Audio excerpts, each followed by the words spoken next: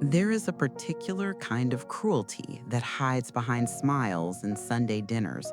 a violence that leaves no visible bruises but destroys souls as surely as fists destroy bodies, a torture perfected by those who understand that the law protects physical safety but has no jurisdiction over emotional devastation, over psychological warfare, over the systematic dismantling of a person's spirit conducted with such precision that observers see only a family, only a marriage, only the normal complications of blended households rather than the calculated destruction happening in plain sight. I am telling you about Victoria Chen, who married a widower named Thomas Bradford and inherited not just a husband, but 3 children who loved their dead mother. And Victoria, who could not compete with a ghost, who could not win love from children mourning their loss, who felt displaced in a house full of memories that excluded her, chose not to earn her place through patience and kindness, but to seize it through terror and manipulation, to rule through fear what she could not govern through love, to make those children pay for the crime of loving their mother, for the sin of grieving, for the audacity of existing as obstacles between her and the complete possession of her husband's heart, his attention, his resources, his life. This happened in our city, in our time, among people who attend parent-teacher conferences and neighborhood barbecues and church socials, ordinary people living behind closed doors where ordinary became monstrous, where family became battlefield, where home became prison for children whose only crime was being born before their father's second wife arrived to claim territory she believed belonged exclusively to her. Thomas Bradford was 43 when his wife Jennifer died of cancer, a drawn-out death that took 2 years from diagnosis to final breath, 2 years of hospitals and treatments and hope fading incrementally until the day came when Thomas sat beside her bed, holding her hand while she left him, left their children, left the life they had built together in the modest house on Maple Street where they had raised 3 kids and maintained a marriage that was happy in the unremarkable way most happy marriages are, marked more by accumulated small kindnesses than grand gestures, more by daily choosing each other than by passion that burns bright and fast, more by partnership and teamwork and shared purpose than by romance that poets write about but actual humans rarely experience beyond brief early phases. Jennifer's death broke Thomas in ways he did not fully understand.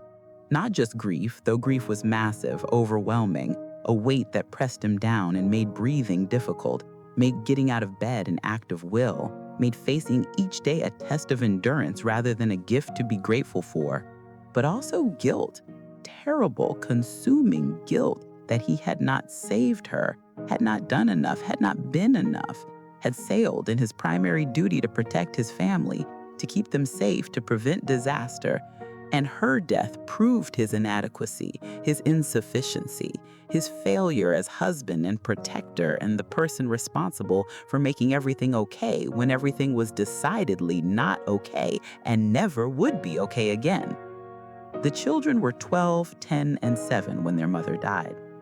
Caroline, Michael, and little Emma, who had been named after Jennifer's grandmother and who looked so much like Jennifer that Thomas sometimes had to look away. The resemblance a knife that twisted in wounds not yet healed, not even close to healed, still raw and bleeding and making him crazy with pain he could not express because he had to be strong, had to hold the family together, had to be both mother and father now, had to work and cook and clean and help with homework and attend school events and somehow make life continue when his world had ended,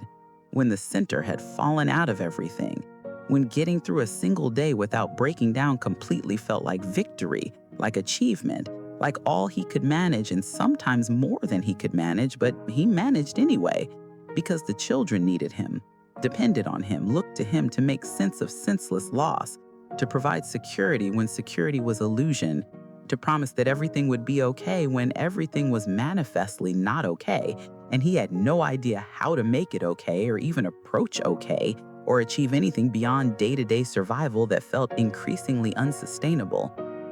Thomas met Victoria 18 months after Jennifer's death at a conference for his work, both of them in the hospitality industry. Thomas managing a hotel, Victoria working in event planning, and they struck up a conversation at the hotel bar. Casual at first, just two professionals networking, talking shop, finding common ground in shared industry knowledge and war stories. But the conversation deepened, continued over dinner, extended into the next day.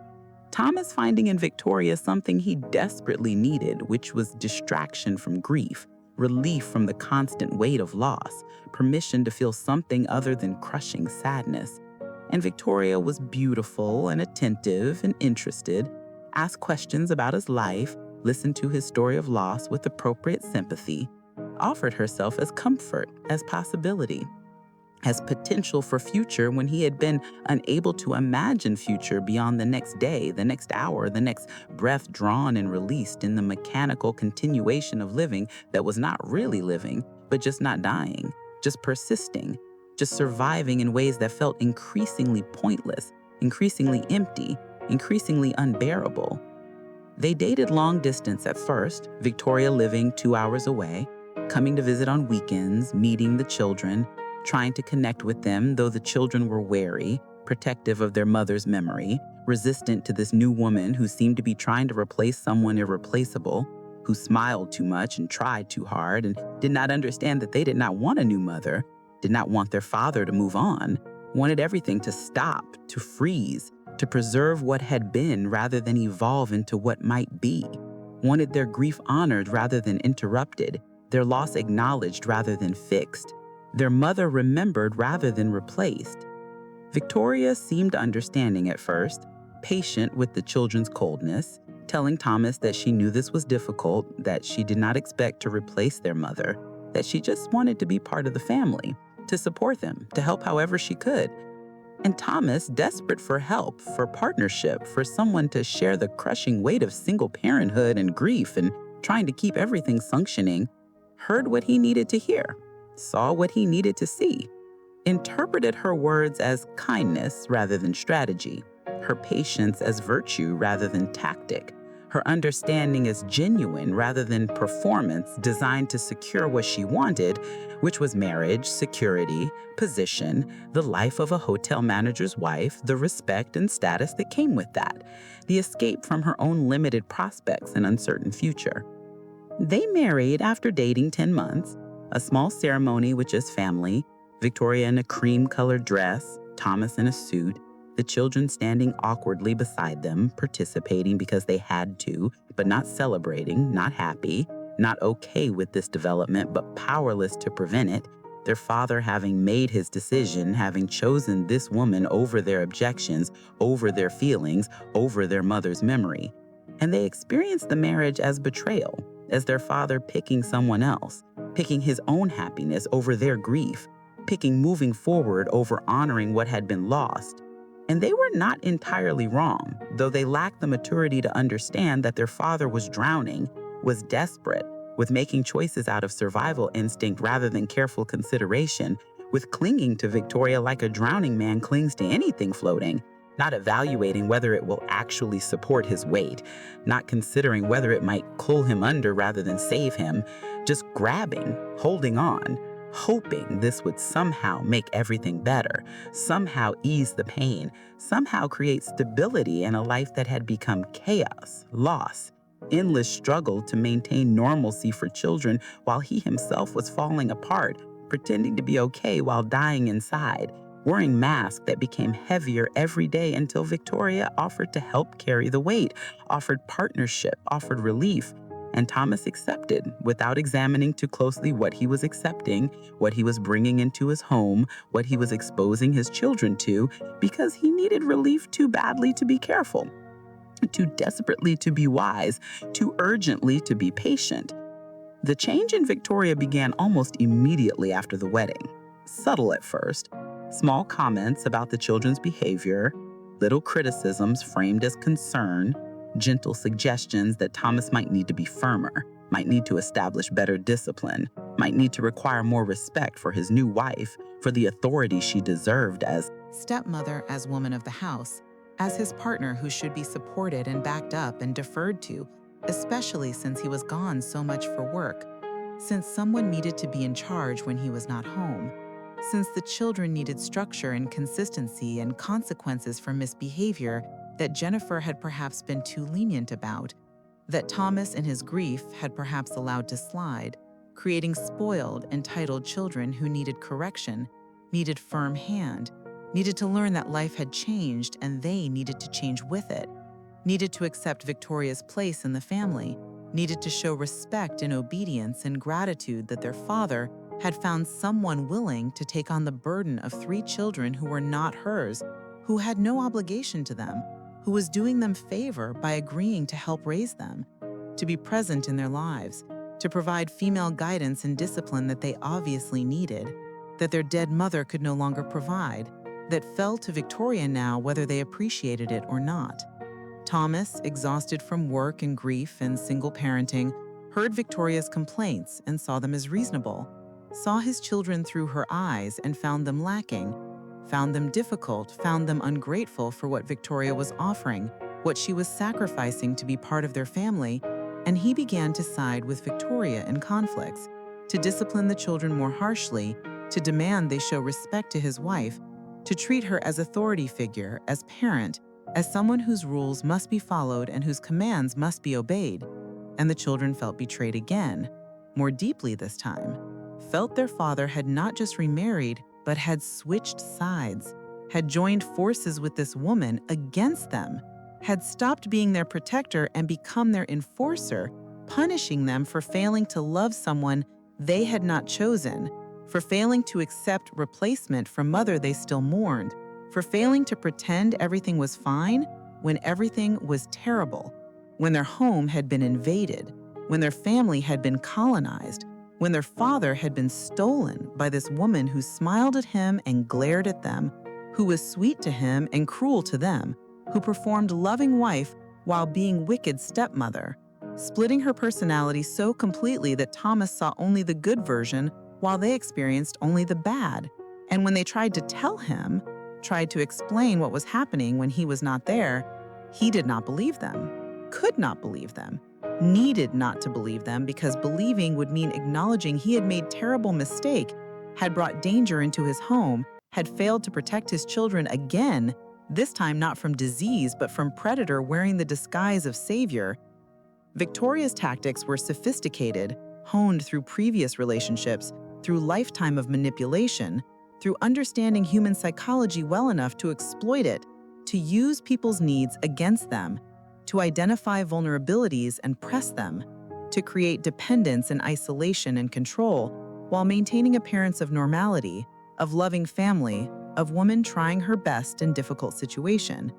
She was careful never to abuse the children where Thomas might see, never to reveal her cruelty in ways that would leave evidence, never to do anything that could not be explained as reasonable discipline, as necessary correction, as appropriate response to misbehavior that she could always cite, could always exaggerate, could always frame in ways that made her actions seem justified, even restrained, even generous given what she had to deal with, given how difficult these children were, how ungrateful, how resistant to her authority, how determined to make her life miserable because they had not accepted their mother's death, had not moved on, had not let go, were clinging to past that was gone, trying to preserve what could not be preserved, refusing to embrace a new reality that included her, that centered her, that required them to subordinate themselves to her will, her preferences, her vision of what this family should be, which was a family that revolved around her,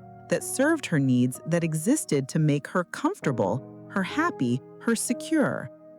The psychological abuse took many forms, all of them calculated, all of them designed to break the children's spirits without leaving marks, without creating evidence, without doing anything that could be prosecuted or proven or even clearly articulated. Because it was death by 1,000 cuts, destruction through accumulated small cruelties, torture through constant criticism and impossible standards and arbitrary rules that changed without notice, and punishments that were disproportionate but defended as necessary, as what the children needed, as tough love, as discipline, as structure, as all the things that sounded reasonable when described to Thomas, but felt like torture when experienced by the children who were living in constant fear. constant vigilance, constant awareness that anything might trigger Victoria's anger, might result in punishment, might lead to hours of screaming or days of silent treatment, or loss of privileges or humiliation or any number of consequences that seem designed not to correct behavior, but to assert dominance, to remind them of their powerlessness, to make them understand that they had no rights, no autonomy, no protection, that they existed at Victoria's pleasure and their father would not save them, would not believe them, would not choose them over her because he needed her too much, depended on her too much, loved her too much, or needed to believe he loved her too much to admit that bringing her into their lives had been a catastrophic mistake. Caroline, the oldest child, bore the brunt of Victoria's cruelty because she remembered her mother most clearly, because she had been old enough to have a real relationship with Jennifer, because she openly grieved and refused to hide her grief, refused to pretend Victoria was adequate replacement, refused to participate in the fiction that this new family arrangement was working, was acceptable, was anything other than a nightmare. And Victoria punished this resistance relentlessly, systematically, finding fault with everything Caroline did, criticizing her appearance, her grades, her friends, her interests, her very existence, making clear that Caroline was a burden, was a problem, was an obstacle to Victoria's happiness that needed to be eliminated or at least diminished, made smaller, made invisible, made irrelevant. And when Caroline fought back, defended herself, tried to assert her own worth, her own right to exist without constant criticism, Victoria escalated, used Caroline's resistance as evidence of her fundamental defiance, her bad character, her need for more severe discipline. And Thomas, hearing Victoria's complaints, seeing Caroline's anger, interpreted the situation as his daughter being difficult teenager, rather than abused child, as normal adolescent rebellion, rather than desperate resistance to abuse, as Caroline failing to adjust, rather than Caroline being systematically destroyed by stepmother who resented her existence. Michael, the middle child, tried a different strategy, tried to be invisible, tried to avoid Victoria's attention by being perfect, by causing no problems, by anticipating what might anger her and avoiding those things, by reading her moods and adjusting her behavior accordingly, by becoming hypervigilant, constantly scanning for danger, constantly trying to prevent explosions by being so good, so quiet, so unobtrusive that maybe she would forget he existed. Maybe she would leave him alone. Maybe he could survive by simply not being noticed, not being present, not being there even when he was there, disappearing into himself, into fantasy worlds, into books and video games, and any escape from the reality of living in a house that had become prison, with a stepmother who was a jailer, with a father who was guard serving her rather than protecting his children. And Michael's strategy worked somewhat, Victoria mostly ignoring him because he gave her no excuse to punish him, but the cost was high. Michael losing himself, losing connection to his own feelings, his own needs, his own identity, becoming a shell, becoming whatever Victoria and Thomas needed him to be rather than being himself. And this loss of self was its own kind of death, slower than Caroline's open warfare, but equally destructive, equally permanent, creating damage that would last a lifetime, shaping Michael into someone who could not trust, could not connect, could not be vulnerable, because vulnerability meant danger, meant giving Victoria ammunition, meant exposing yourself to attack that would come inevitably, mercilessly, designed to destroy rather than correct, designed to break rather than teach, designed to assert dominance rather than promote growth. Little Emma, only 7 when Jennifer died, 9 when Victoria entered her life fully, suffered differently but no less intensely. Her young mind unable to fully process what was happening, unable to distinguish between discipline and abuse, unable to understand why a stepmother who smiled sometimes and was nice sometimes also screamed and punished and made her feel wrong, bad, unwanted, burden, mistake, child who should not exist. Because she was complication, was reminder of first wife, was evidence that Thomas had life before Victoria, had loved someone else, had created family that excluded Victoria. And Emma absorbed Victoria's resentment, internalized it, began to believe she was bad, was wrong, deserved punishment, deserved anger, deserved rejection, because children that young cannot understand that adults can be wrong, that authority figures can be abusive, that parents can fail. And so when parent is cruel, child assumes they deserve cruelty, must have earned it, must be fundamentally flawed. And this internalization is perhaps cruelest aspect of child abuse, that it convinces victims they deserve victimization, that it corrupts their self-concept, that it plants seeds of self-hatred that will grow and spread and poison their entire lives, making them vulnerable to future abuse, to future exploitation, to relationships that repeat original trauma, because trauma becomes familiar, becomes normal, becomes what you expect, what you accept, what you think you deserve. Victoria's physical abuse was careful, calculated, always explainable, always justifiable, a slap that was reasonable discipline, a shove that was necessary restraint, grabbing arms hard enough to leave bruises that could be hidden, pulling hair in ways that hurt intensely but left no lasting damage, pinching, twisting, all the small violences that hurt terribly but do not show, that do not create evidence, that cannot be proven, that can be denied or minimized or explained away as the children being dramatic, being liars, being manipulative, trying to turn their father against his wife, trying to break up the marriage, trying to get Victoria in trouble because they resented her, rejected her, refused to accept her, were fundamentally bad children who needed discipline, needed correction, needed strong hand that their weak father was unwilling to provide, that Victoria had to provide for him, for them, for everyone's good, even though they could not see it, even though they hated her for it, even though it made her the villain when she was actually the hero, actually the savior, actually the only one strong enough to do what needed to be done to turn these wild children into civilized human beings, to break their will, to make them obedient, to make them respect authority, to make them understand their place. The children's attempts to tell their father what was happening failed repeatedly because Victoria had prepared for this, had inoculated Thomas against their claims by establishing narrative that the children resented her, that they were trying to sabotage the marriage, that they made up stories to get her in trouble, that they were manipulative, were liars, were damaged by their mother's death in ways that made them act out, made them target Victoria as scapegoat for their anger.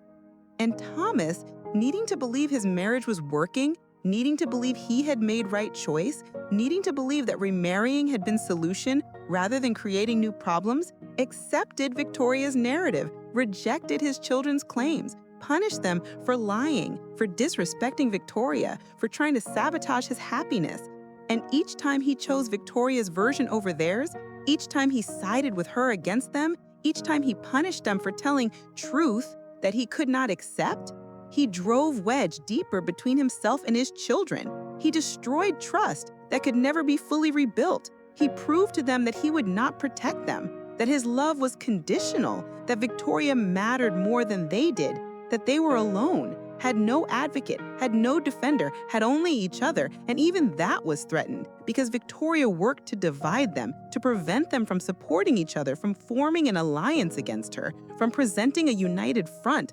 isolating them, keeping them separated, punishing them if they consoled each other, if they defended each other, if they showed solidarity, making clear that loyalty had to be to her, that family unity meant everyone serving Victoria's interests, that any resistance would be crushed, any rebellion would be punished, any attempted challenge her authority would result in escalating consequences until submission was complete, until will was broken, until they accepted their subjugation as permanent, as deserved, as the natural order of this household where Victoria ruled and they obeyed or suffered. Years passed like this,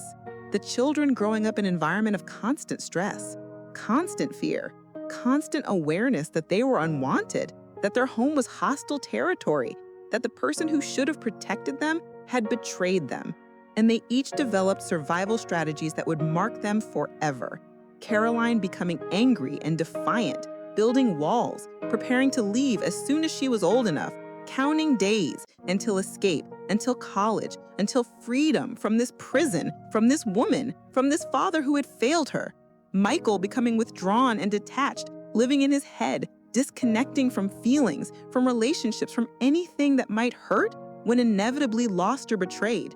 Emma becoming anxious and depressed, developing health problems that were psychosomatic but real. Her body expressing the trauma her mind could not fully process. Her nervous system constantly activated, constantly flooded with stress hormones, constantly preparing for danger that was everywhere. That was home. That was family. That was the place that should have been safe but was actually most dangerous place in her world. More dangerous than school or streets or anywhere else. Because at least in other places, she knew what the rules were, knew what to expect, knew how to navigate. But at home, rules changed without notice. Expectations were impossible. Victoria's nudes were unpredictable, and existing without causing offense was impossible, was a trap, was no-win situation where everything you did was wrong, everything you were was insufficient, everything about you was a target for criticism, for punishment, for Victoria's rage that was really about something else. Was really about her own inadequacy, her own insecurity,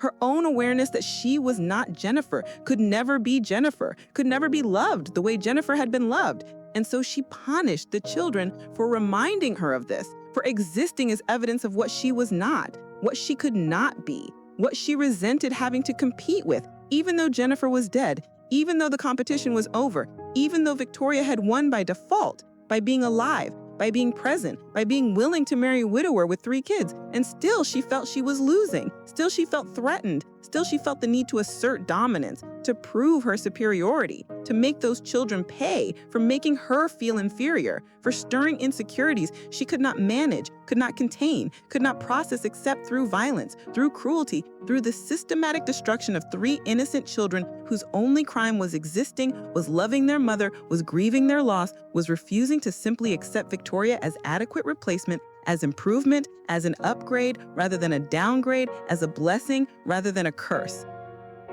Thomas's awareness of what was happening developed slowly, reluctantly, through accumulating evidence he could not ignore, through Caroline running away at 16 and refusing to come home unless Victoria was gone, through Michael's guidance counselor calling about concerning behavior, about withdrawal and depression and academic decline in a student who had previously been excellent, through Emma's pediatrician asking uncomfortable questions about stress at home, about changes in family dynamics, about whether anything might be causing the anxiety and somatic symptoms Emma was experiencing. And Thomas heard these concerns and began to see patterns, began to recognize that his children were not just being difficult, not just struggling with adolescence, not just failing to adjust, but were actually being damaged, were actually suffering, were actually in crisis. And he started paying more attention, started watching more carefully, started being home more often. And what he saw when he looked with open eyes, rather than willful blindness, was horrifying, was nauseating,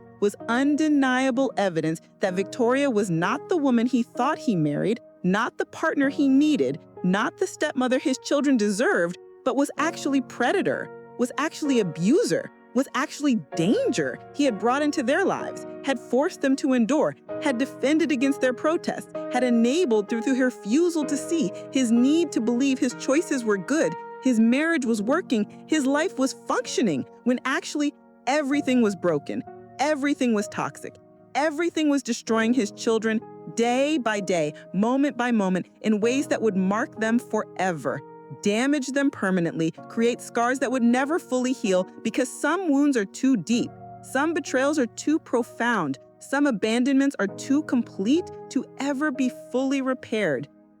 The moment of final recognition came when Thomas came home early from work one day, unannounced, and heard screaming, heard Victoria's voice full of rage calling Emma names that should never be directed at children, calling her stupid, worthless, burden, mistake. And Thomas entered the kitchen and saw Victoria, gripping Emma's arm hard enough to leave marks, saw his daughter's face full of terror, saw Emma shrinking away, trying to be smaller, trying to disappear, and something broke in Thomas. Some last defense crumbled, some final excuse evaporated, and he saw clearly, finally, what he had done, what he had allowed, what he had enabled by refusing to believe his children, by choosing Victoria over them, by prioritizing his need for partnership over their need for protection.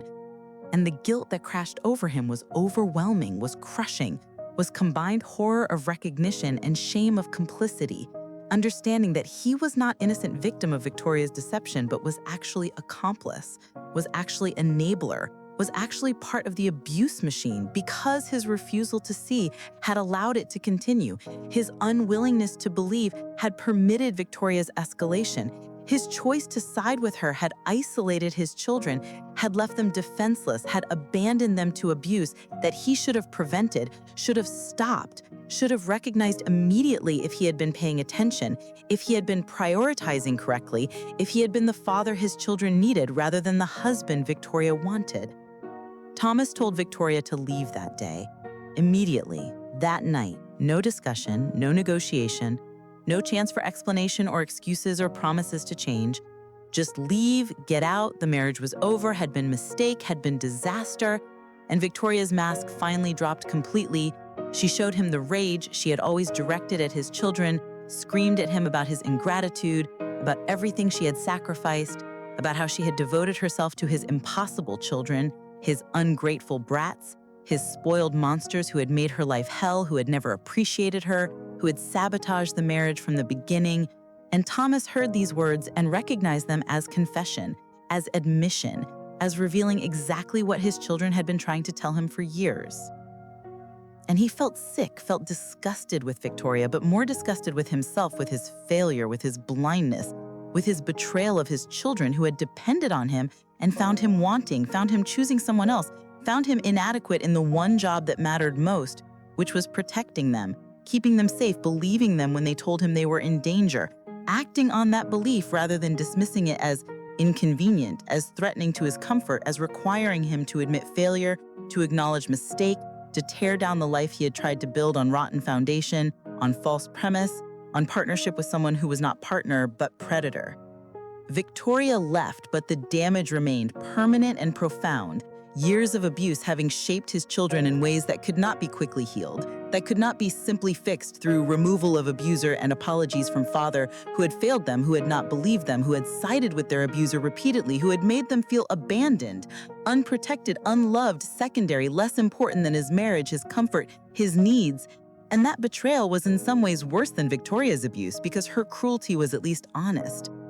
was at least explicable as coming from someone who resented them, who had not chosen them, who saw them as obstacles. But his abandonment came from someone who was supposed to love them unconditionally, who was supposed to protect them at all costs, who was supposed to believe them above everyone else. And he had failed that basic test, had failed that fundamental obligation, and apologies could not undo that failure, could not restore trust that had been shattered, could not make them forget that when it mattered most, when they needed him desperately, he had chosen someone else, had chosen wrong, had proved that his love was conditional, that his protection was unreliable, that they could not depend on him. And that knowledge would shape every relationship they had going forward, every trust they tried to extend, every vulnerability they attempted to risk, because their fundamental understanding of safety, of family, of father's love had been corrupted, had been poisoned, had been destroyed by the combination of Victoria's abuse and Thomas's complicity. Caroline left at 17, barely finishing high school, moving out the moment she legally could, cutting contact with Thomas almost completely, seeing him occasionally but coldly, maintaining distance, refusing to forgive, carrying anger that was justified, that was protective, that was her right, that was response to betrayal, that had marked her, that had taught her that people will fail you, that family will abandon you, that fathers will choose wives over daughters, that home is not safe, that trust is dangerous. And she built life away from him, away from family, away from everyone, protecting herself through isolation, through independence, through refusal to need anyone because needing meant vulnerability, vulnerability meant danger, danger meant being hurt again the way she had been hurt before, and she would rather be alone than risk that, would rather be lonely than unsafe, would rather have no family than toxic family. And Thomas understood this, accepted this, bore this consequence as deserved, as appropriate, as the price of his failure, even though it hurt, even though he mourned the relationship with his daughter that had been destroyed partly by Victoria, but mostly by his own choices, his own failures, his own inexcusable decision to prioritize his needs over hers, his comfort over her safety, and his marriage over her well-being. Michael stayed but became someone else, someone Thomas barely recognized, someone distant and careful and emotionally unavailable, someone who went through the motions of being son but never quite connecting, never quite trusting, never quite forgiving, even though he claimed to forgive, even though he said the right words, even though he maintained a relationship, because words were cheap and actions spoke truth. And Michael's actions said he did not trust his father, did not feel safe with him, did not believe he would be protected or prioritized or chosen if push came to shove. And Michael was right, had every reason to feel this way, had learned through painful experience that his father's protection was unreliable, that his father's judgment was poor, that his father's love came with conditions. And Michael navigated this knowledge by keeping distance, by sharing little, by maintaining independence, by preparing always to handle everything alone, because depending on others was dangerous, was foolish, was set up for disappointment. And Thomas saw this distance, but could not bridge it, could not rebuild trust he had destroyed, could not prove through words what he had disproven through actions. And so they maintained careful relationship that was better than nothing, but was hollow, was performance, was going through the motions that both understood were inadequate, but were all that was available given what had been broken, what had been lost, what could not be recovered no matter how much Thomas wished otherwise, no matter how deeply he regretted his choices, no matter how completely he took responsibility for his failures. Emma suffered most visibly, developing anxiety disorder, depression, PTSD from childhood that shaped everything, that made adult life difficult, that made relationships nearly impossible, that made trust a struggle, that made existing sometimes feel like too much, like weight too heavy to carry, like burden too great to bear. And Thomas paid for her therapy, supported her treatment, tried to be present, tried to help. But his help was tainted by being part of the problem, by being one of the causes of the damage he was now trying to repair. And Emma accepted his help because she needed it, because her health required it. But she never forgot, never fully forgave, never let him be dad again the way he was when she was small, when her mother was alive, when home was safe and family was protective, and father could be trusted to keep her from harm. And Thomas mourned this loss, this permanent alteration of relationship, this distance that was his fault, his doing, his consequence to bear. And he bore it knowing he deserved it, knowing that Emma's wariness was wisdom, was protection, was appropriate response to a father who had failed to protect her, who had enabled her abuse, who had not believed her when she tried to tell him what was happening, who had punished her for telling truth he did not want to hear. And that betrayal was unforgivable in ways Thomas understood and accepted, even as it destroyed him, even as it forced him to live with knowledge of damage he had caused, of failures he could never undo, of children he had harmed through action and inaction, through what he did and what he failed to do, through his blindness and complicity, and choosing wrong, choosing selfishly, choosing in ways that prioritized his comfort over their safety and could never, never, never be justified, never be explained, never be forgiven, even by himself, especially by himself, because he knew what he had done, knew what it had cost, knew what had been destroyed, knew that some things once broken stay broken, that some wounds never heal, that some failures are permanent, that some consequences last forever, shaping lives and damaging souls, and proving that sometimes the monsters are not strangers, not obvious villains, not people who look evil, but are the people who should have protected you, who should have chosen you, who should have believed you, who should have put you first but didn't, who prioritized their own needs, their own comfort, their own delusions over your safety, your well-being, your fundamental right to be protected by the person whose job that was, whose obligation that was, whose sacred duty that was, and who failed. Catastrophically, completely, unforgivably failed. Victoria moved on quickly, remarried within 2 years, another widower, another set of children, another opportunity to replay her patterns. And Thomas heard about this and felt sick, felt responsible, felt he should warn them, but had no standing, no credibility, no proof beyond his children's testimony that he himself had not believed, that he himself had dismissed, that he himself had punished them for offering. And he lived with knowledge that Victoria was probably doing to other children what she had done to his, that his failure to act sooner had enabled her escape, her fresh start, her opportunity to abuse again. And this too was his fault, his responsibility, his failure, that would haunt him forever, that he would never escape, that he deserved to carry because carrying it meant remembering, meant staying conscious of what he had done, what he had failed to do, what he had enabled. And consciousness was penance, was punishment, was appropriate response to crimes he had committed against his own children, against 3 people he loved more than anything, against 3 innocent victims of his selfishness, his weakness, his catastrophic failure of judgment and character and basic human decency. Thomas spent the rest of his life trying to make amends, trying to rebuild what he had destroyed, trying to prove to his children that he understood, that he was sorry, that he would spend every remaining day trying to be better, trying to earn back even fraction of trust he had lost, trying to demonstrate that he finally understood what mattered, what should have always mattered, what he should have prioritized from the beginning instead of learning through destroying his children, through enabling their abuse, through choosing his second wife over them repeatedly until damage was done, until patterns were established, until trauma was embedded so deeply it would never fully leave, would mark them forever, would shape every relationship, every trust, every vulnerability they ever attempted, carrying forward into their futures the wounds he had failed to prevent, had actually helped inflict, had been accomplished to creating, and no amount of apology could undo that. No amount of therapy could fully heal that. No amount of time could erase that. Leaving only the living with it, the bearing of consequences, the accepting that some failures are permanent, that some relationships are broken beyond repair, that some damage lasts forever. And this was Thomas Bradford's life now, living with what he had done, living with who he had failed to be, living with the knowledge that when his children most needed him, when they were most vulnerable, when they were being destroyed by a person he had brought into their lives, he had chosen wrong, protected wrong person, believed wrong story. And his children paid the price, would always pay the price, would carry that price in their bodies and minds and hearts forever. And Thomas would carry guilt, would carry shame, would carry the crushing weight of knowing that he had been not just inadequate father, but actively harmful father, that his choices had not just failed to protect, but had actually enabled abuse, that he had transformed from defender to accomplice, that his home had become chamber of torture for his own children while he remained willfully blind,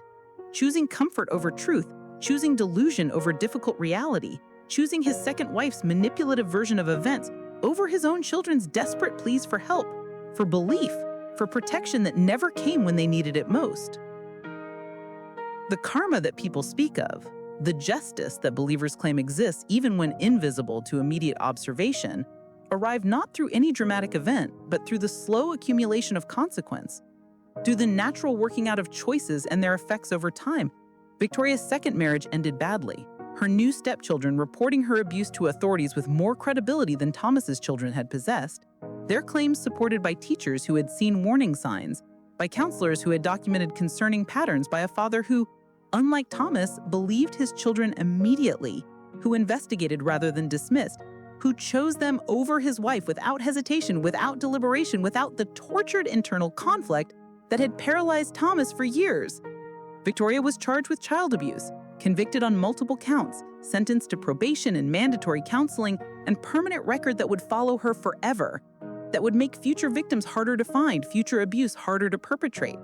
And Thomas heard about this and felt something complex, some mixture of relief that she had finally been stopped and renewed guilt that his children's suffering had not been enough to stop her, that they had been disbelieved while others were believed, that their trauma had been dismissed while others' trauma was validated. And this disparity felt like additional injury, additional proof that he had failed them, that they had deserved better, that if he had been even minimally adequate as father, as protector, as parent, Victoria would have been stopped years earlier, his children would have been spared years of abuse, and her other victims would never have existed because she would have already been exposed, already been punished, already been prevented from accessing new victims, new family, new opportunity to inflict damage. Thomas's health declined in his 60s. Stress and guilt and the accumulated weight of living with what he had done taking physical toll. Heart problems and high blood pressure and the kind of deterioration that comes from carrying unbearable burden for decades. From waking every morning with knowledge of your failures, from going to bed every night reviewing your mistakes, from existing in permanent state of regret that you cannot escape because the people you harmed are your children, are people you love, are people whose pain is your fault, your responsibility, your legacy. And this knowledge is corrosive, is toxic, is a weight that presses down on everything, that makes joy difficult, makes peace impossible, makes existing feel like punishment you deserve, like suffering that is appropriate, like pain that should continue. Because your victim's pain continues, because they did not get to escape their trauma. So why should you escape your guilt? Why should you have comfort when they have none? Why should you have peace when you destroyed theirs? Caroline refused to visit Thomas even when his health failed dramatically, even when doctors said time was limited, even when he reached out asking to see her one last time, to speak with her, to say things that needed saying before death ended any possibility of reconciliation. She responded through a brief email that said everything that needed to be said. You had years to make this right, years when it would have mattered, years when I needed you and you chose her. You don't get to feel better now by apologizing to me when you're dying. You don't get to use my forgiveness to ease your conscience on your deathbed. Live with what you did. Die with what you did. That's justice. That's what you deserve. I hope in your final moments you remember every time I tried to tell you what was happening and you didn't believe me.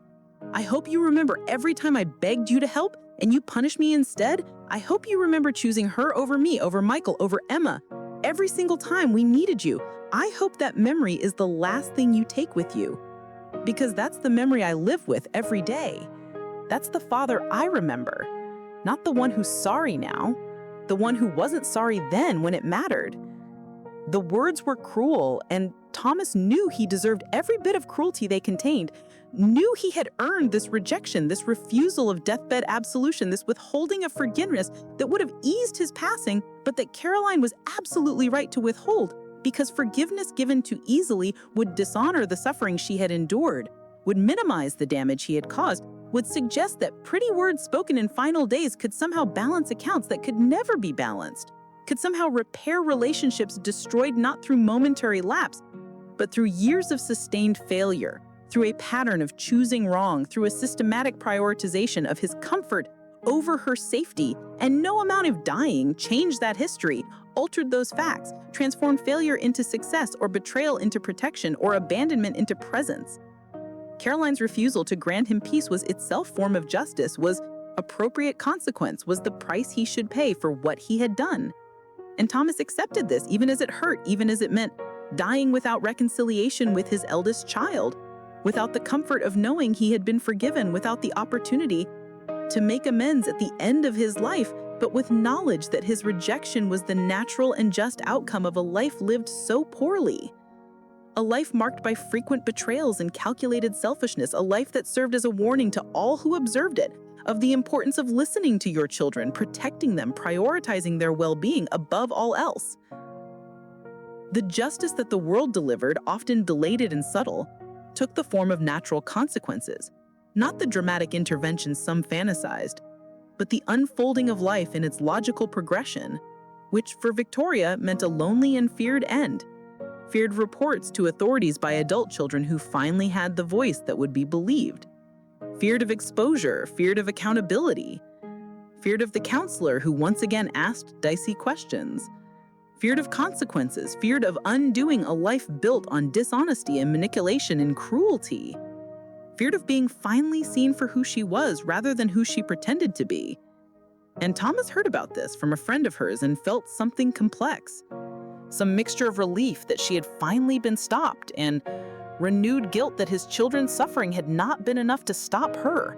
that they had been disbelieved while others were believed, that their trauma had been dismissed while others' trauma was validated.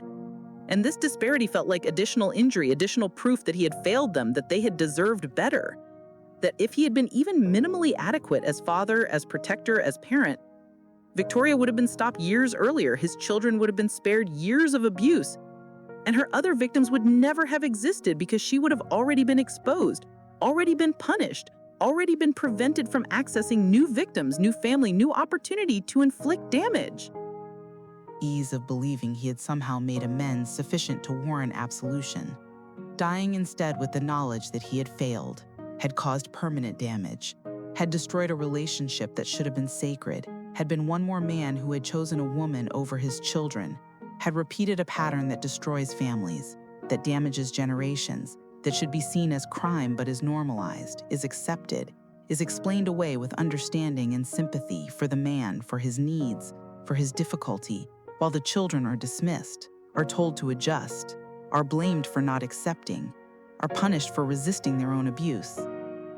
Michael came to visit Thomas in the hospital but maintained emotional distance, sat beside his father's bed and talked about weather and work and surface things, never going deep, never addressing the past, never saying the things that needed to be said, because Michael had learned long ago that vulnerability was dangerous, that expressing pain gave others ammunition, that keeping everything locked inside was safer than risking exposure. And Thomas longed to break through this wall but understood he had built it. He had taught Michael that feelings should be hidden, that needs should be suppressed, that depending on others was foolish, and undoing that teaching was impossible now, too late, too much damage done. And so they sat in careful distance, father and son who loved each other in theory, but could not connect in practice, who were separated by years of betrayal that had created chasm too wide to bridge, especially now, especially at the end when time was short and energy was limited, and both of them knew that death would come before healing, before anything approaching real reconciliation, before the kind of conversation that might have begun to repair what had been broken. And this knowledge hung between them, unspoken but present, making every moment heavy with missed opportunity, with wasted years, with relationship that could have been everything but was instead careful, polite, hollow, performance of family rather than actual family. And Thomas felt this absence acutely, felt what he had lost, what he had thrown away, what he had sacrificed on altar of his second marriage, his comfort, his unwillingness to face difficult truth when facing it would have required him to admit failure, to acknowledge mistake, to take action that was uncomfortable but necessary, to choose his children when choosing them was hard. Emma came most frequently, her therapist encouraging engagement as part of her healing, as way to process childhood trauma, to confront a father who had failed her, to say things that needed saying while he was still alive to hear them. And these visits were painful for both of them. Emma sometimes weeping, sometimes angry, sometimes just sad, cycling through emotions that Thomas absorbed as penance, as appropriate punishment, as suffering he deserved. And he never defended himself, never made excuses, never tried to minimize or justify or explain away what he had done, because there was no defense, no justification, no explanation that would make his failures less catastrophic, his choices less destructive, his betrayal less profound. Emma asked questions he could not answer adequately. Questions like why? Why didn't you believe me? Why did you choose her? Why wasn't I enough? Why didn't you protect me? And Thomas could only say he was sorry, could only acknowledge that he had failed, could only admit that there was no good answer, that his choices had been wrong, that she had deserved better, that he wished he could go back and do everything differently, but he could not, could only die knowing he had damaged his child, had allowed her to be abused, had been complicit in trauma that would affect her for life, that had already shaped her adulthood, her relationships, her mental health, her ability to trust and love and feel safe. And this damage was his legacy, was what he was leaving behind, was the mark he had made on the world. Not anything good, not anything noble, just damaged children, broken relationships, suffering that would continue after he was gone, rippling forward into futures he would not see, affecting grandchildren he might have had if his children's trust in family, in partnership, in the possibility of safe love had not been destroyed by watching their father fail them, by learning that parents will betray you, that family will hurt you, that home is not safe, that the people who are supposed to protect you will sometimes be the ones who enable your destruction. Thomas died on a Tuesday morning in November, his children beside him, holding this vigil because despite everything, despite the damage and betrayal and years of suffering, they were his children still. They had loved him once. They remembered the father he had been before Victoria, before the remarriage, before everything went wrong. And they honored that man, that earlier version of their father, who had been good, who had been loving, who had been present, who had read them bedtime stories and attended school events and made them feel safe and loved and valued. And they mourned the loss of that father even as they stood beside the man he had become, the man who had failed them, who had chosen wrong, who had enabled their abuse, who had spent his final years trying to atone for the unatonable, trying to repair the unrepairable, trying to earn forgiveness he did not deserve, and that they could not fully give because forgiveness without justice is empty, is premature, is false comfort that dishonors suffering. And true justice required acknowledgement of harm, required consequences, required the guilty party to carry the weight of their actions, to die with that weight, to face whatever came next, knowing they had failed in the one job that mattered most, protecting their children, keeping them safe, choosing them above everyone else, always and without exception.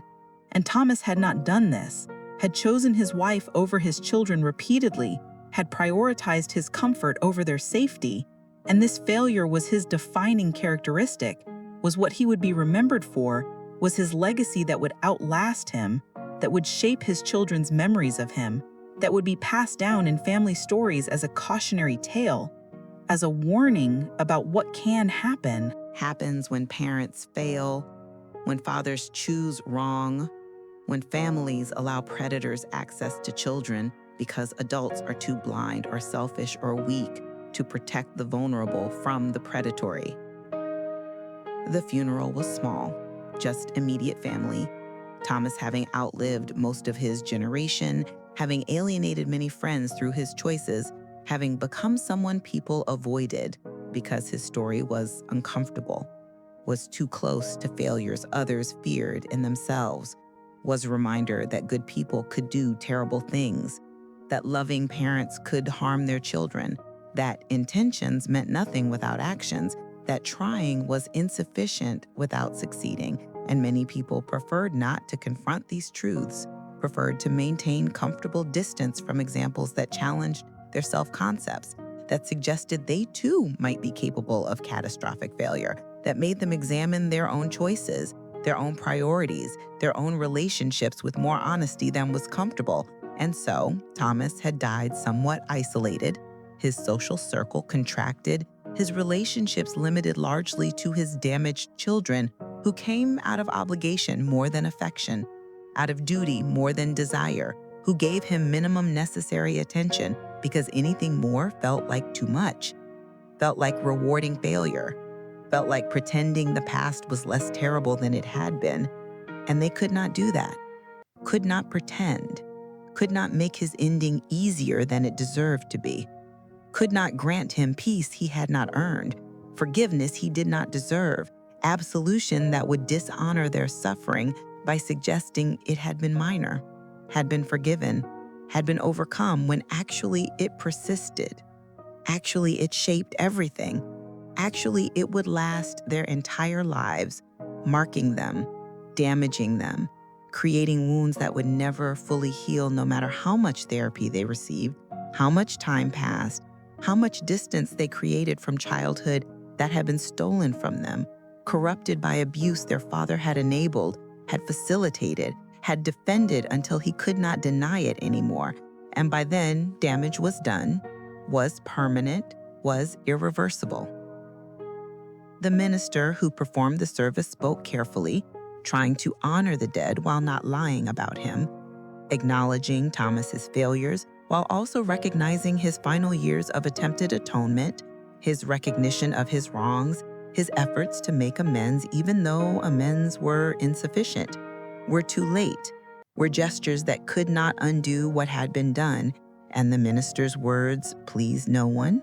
satisfied no one, because there was no satisfying way to eulogize someone who had failed so completely in his primary obligation, no honest way to speak of such a life that did not center the harm caused, the children damaged, the suffering enabled, and yet, funerals are for the living,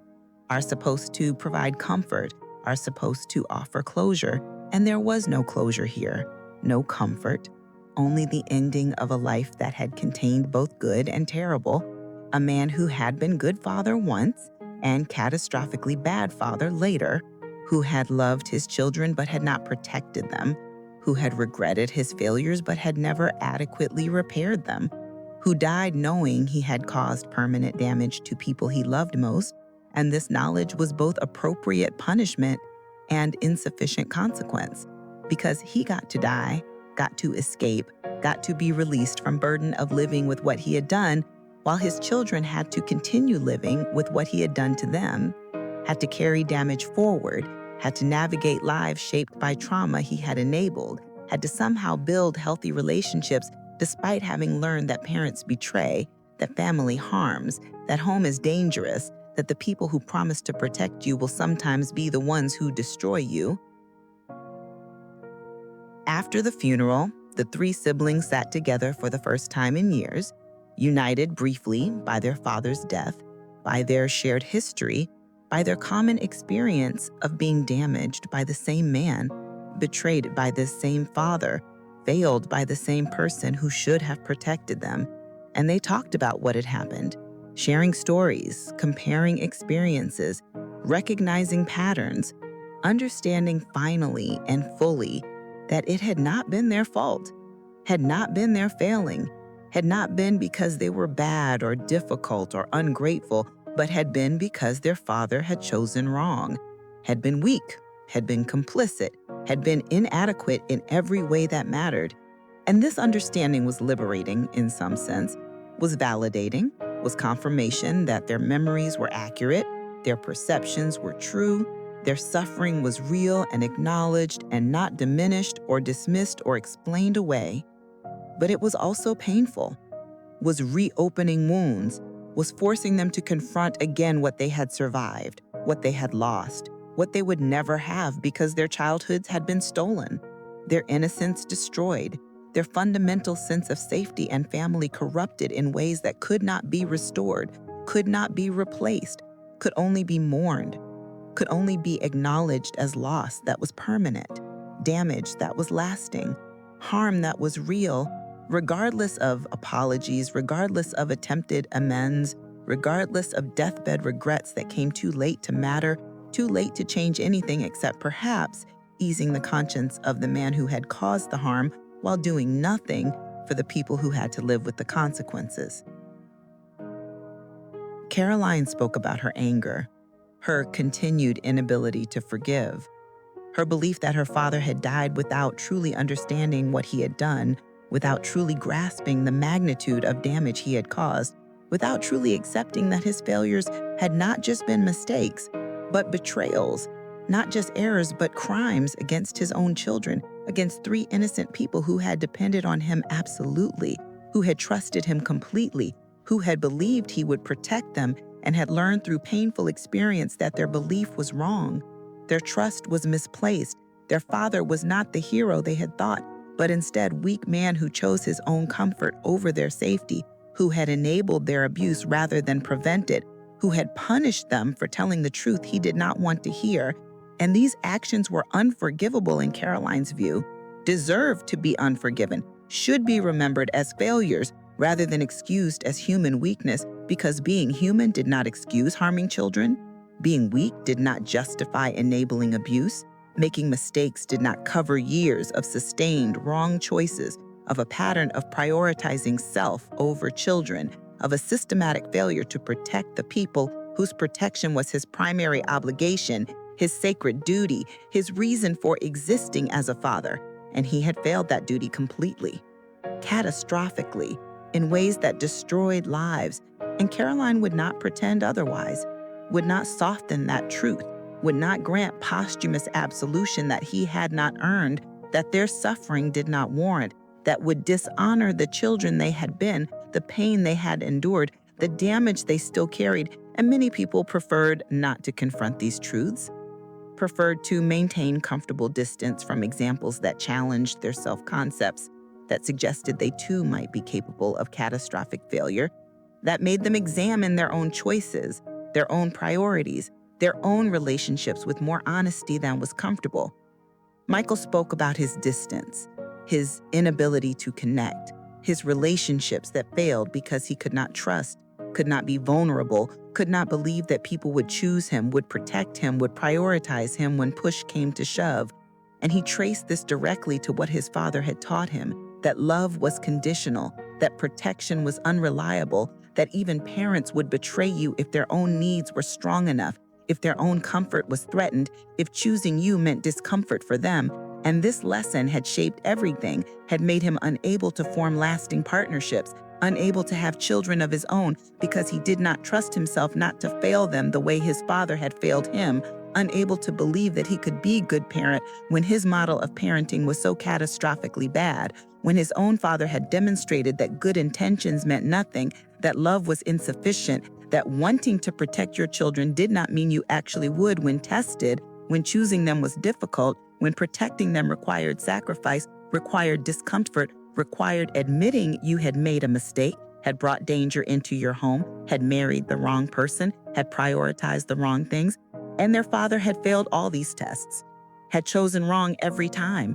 and Michael could not trust himself not to repeat those failures, could not risk creating children who might suffer the way he had suffered, who might be betrayed the way he had been betrayed, who might learn the way he had learned, that parents fail, that fathers betray, that family is dangerous, that love is insufficient, that promises are broken, that safety is an illusion. Emma spoke through tears about her therapy, her medication, her ongoing struggle with anxiety and depression that were direct results of childhood trauma, of years of abuse that her father had enabled, of growing up in an environment where she was unwanted, where she was burdened, where she was target for cruelty that should have been prevented, that her father should have stopped immediately, but instead allowed to continue for years. And she spoke about the cost of this, the way it had limited her life, her relationships, her career, her very ability to function, the way trauma lived in her body, created physical symptoms, made her sick in ways that doctors struggled to treat because the root cause was not biological, but psychological, was damage done to her developing brain, to her nervous system, to her fundamental sense of safety and self-worth. And this damage was permanent, would require management for her entire life, would always be present, would always shape her experience, would always remind her of what had been done to her, what had been taken from her, what she might have been if her father had protected her, if her childhood had been safe, if her home had been refuge rather than danger zone.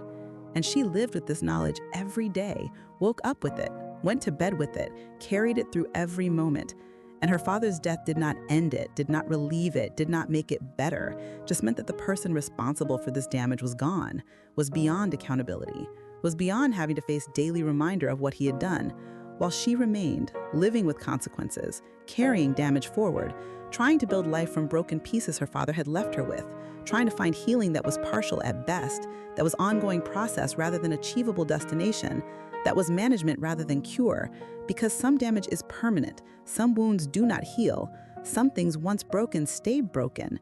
And her father's failures had broken something essential in her, had damaged her in ways that therapy could mitigate but never fully repair, that time could soften but never eliminate, that would be with her always, would shape her always, would remind her always of what it costs when fathers fail, when parents betray, when the people who are supposed to protect you become the people who enable your destruction. They sat together in silence after these confessions, these acknowledgments, these raw truths shared between siblings who understood each other's pain in ways no one else could, who had survived together, who had shared trauma, who had been damaged by same failures, betrayed by same father. And their solidarity was something, was comfort of being believed, of being understood, of not having to explain or justify or prove that their suffering was real, was valid, was worthy of acknowledgement. And they agreed that day to maintain contact with each other, to support each other, to build relationship as siblings that was independent of their father, that was not defined by their shared trauma, but was strengthened by it, was made possible by it, was grounded in mutual understanding of what they had survived, what they had lost, what they would carry forever. And this commitment to each other was itself a form of healing, was a way of reclaiming family, was a way of demonstrating that damage does not have to be destiny, that trauma does not have to define you even though it shapes you, that people who have been betrayed can still trust, can still love, can still build connections that are healthy and mutual and grounded in reality rather than illusion, in honesty rather than denial, an acceptance of past without being imprisoned by it, an acknowledgement of damage without being destroyed by it. Years after Thomas's death, Victoria's conviction was overturned on a technicality, her sentence vacated, her record expunged, and she walked free. Justice system failing again, protecting abuser, dismissing victims, allowing predator to escape consequences because technical rules mattered more than actual harm, because procedure mattered more than protection, because the system was designed to require proof beyond reasonable doubt, even in cases where proof was difficult, where abuse was psychological, where damage was real but evidence was testimonial, where children's words were weighed against adults' denials and adults' words carried more weight. Adults' credibility was assumed while children's was questioned. Adults' version was accepted as reasonable while children's was dismissed as exaggerated.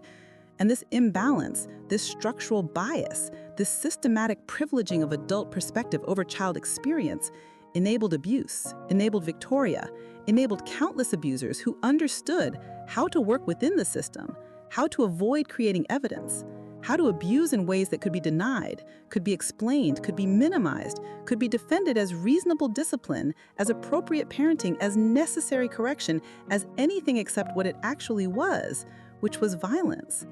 was cruelty, was torture, was crime, was harm that should have been prosecuted, punished, prevented, but instead was permitted, was normalized, was explained away. And Victoria walked free, married again, found new victims, continued patterns that should have been stopped but were not, because the system failed, because society failed, because collectively we have decided that protecting children is less important than respecting parents' rights, that preventing abuse is less important than preserving family privacy, that keeping children safe is less important than maintaining adult authority.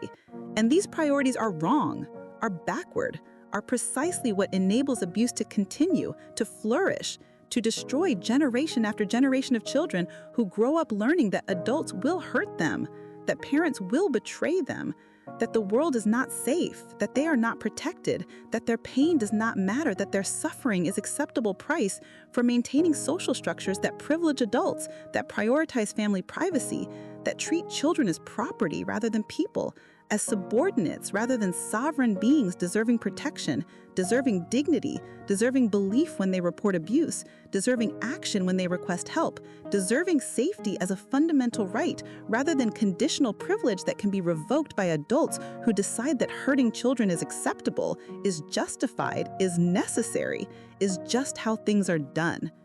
Carolyn built a successful career helping abuse survivors, turning her own trauma into purpose, into a mission, into work that mattered, that helped others avoid or escape situations similar to what she had survived. And she was good at this work, was passionate about it, was effective because she understood from the inside what victims experienced, what they needed, what helped and what hurt, what supported healing and what created more damage. And her clients benefited from her understanding, from her refusal to minimize or dismiss or explain away their experiences, from her absolute commitment to believing them, to validating them, to confirming that abuse was real, was wrong, was not their fault, was something that had been done to them rather than something they had caused, had earned, had deserved.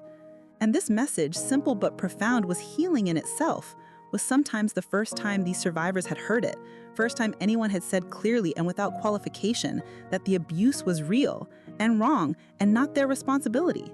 And hearing this from someone who had survived similar abuse, who had escaped, who had built a life despite damage,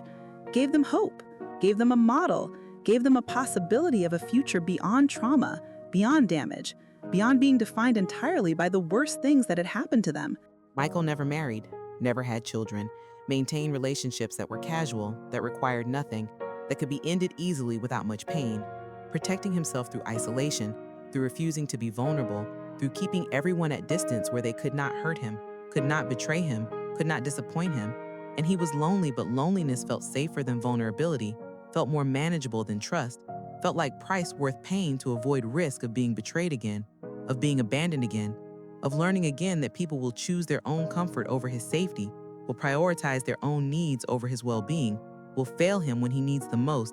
And he had learned these lessons too well, too early, too permanently to unlearn them now, to risk believing that people might be different, might be trustworthy, might choose him, might protect him, might prove that his father's failures were exception rather than rule, were specific to his father rather than universal truth about human nature, about relationships, about family, about what you could expect from people, about what you should trust them with, which was nothing, which was as little as possible, which was only what you could afford to lose, because loss was inevitable, Betrayal was certain, disappointment was guaranteed, and the only question was how much damage you allowed them to cause, how vulnerable you made yourself, how much you risked. And Michael had decided to risk nothing, to allow no one close enough to hurt him. And this decision protected him but also impoverished him, left him living half-life, going through motions without full engagement, existing without fully living, surviving without thriving. And he knew this but could not change it, could not overcome the lessons his childhood had taught him, could not trust enough to try, could not be vulnerable enough to connect, could not risk enough to love. And so he remained alone, safe but isolated, protected but lonely, surviving but not quite living. And this too was cost of his father's failures. This too was damage that persisted, despite apologies, despite regret, despite death itself, with children who became adults carrying wounds that never fully healed,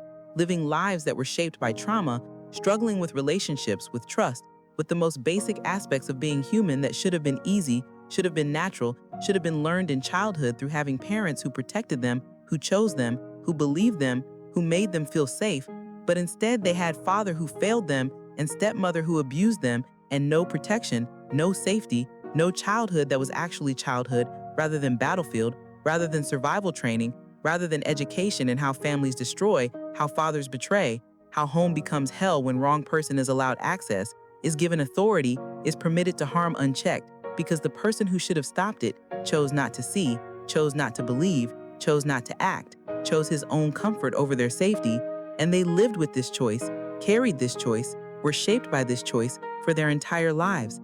And this is the reality of abuse, of betrayal, of being failed by people who promise to protect you. And there is no neat ending here, no satisfying resolution, no moment when everything becomes okay, just the living with it, the carrying it, the building lives from broken pieces, the finding meaning where possible, the connecting where safe, the healing that is partial and ongoing and never complete, and the knowledge, hard-earned and permanent, that some things once broken stay broken, some damage is permanent, some wounds never heal. Then the best you can do is survive them, is build a life that includes them, is find purpose that transforms them from pure loss into something that at least means something, that at least helps others, that at least ensures that your suffering was not completely pointless, completely wasted, completely without value beyond the pain itself. If this story reached into your chest and reminded you that some betrayals come from the people who should have protected you, that some pain is caused by those who promised to prevent it, that families can be dangerous and fathers can fail, and children can be sacrificed to adults' comfort, subscribe to GrandParent's Memo. Like this video if you survived the childhood that was not safe, if you lived through abuse that adults enabled, if you were not believed when you told your truth, if you carry damage that persists despite time and therapy and desperate efforts to heal, if you understand that some wounds last forever, and the best we can do is build lives that include them, rather than waiting for healing that may never come. Share this story with someone who needs to know they are not alone, who needs to understand that their trauma was real, who needs validation that abuse enabled by parents is betrayal that can never be fully forgiven, who needs permission to carry anger that is justified, to maintain boundaries that are necessary, to refuse forgiveness that would dishonor their suffering, to speak truth about families that destroy, about parents who fail, about childhoods that were stolen and can never be recovered. This is GrandParent's Memo, where we tell the stories that are too painful to dismiss, too real to deny, too important to silence, where we honor the survivors by refusing to soften the truth about what destroyed them, where we remember that happy endings are not guaranteed, that healing is not always possible, that some damage is permanent, and that acknowledging this truth honors victims more than false promises of complete recovery ever could. Subscribe, like, share. Because the children who were not protected deserve to be heard as adults, because the pain that was inflicted deserves to be named, because the fathers who failed need to be remembered for their failures, not excused for their regrets.